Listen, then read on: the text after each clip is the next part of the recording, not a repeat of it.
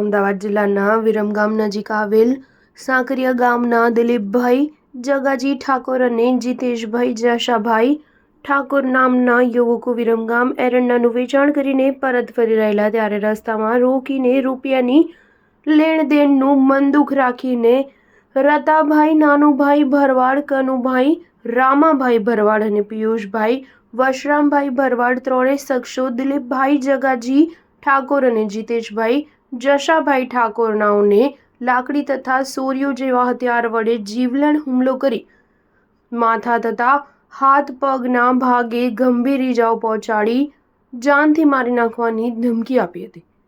ત્યારબાદ દિલીપભાઈ જગાજી ઠાકોર અને જીતેશભાઈ જશાભાઈ ઠાકોરે વિરમગામ સરકારી હોસ્પિટલ ખસેડવામાં આવ્યા હતા। ત્યાં પ્રાથમિક સારવાર બાદ વધુ સારવાર અર્થે વિરમગામ શિવ હોસ્પિટલ ખાતે લઈ જવામાં આવ્યા હતા।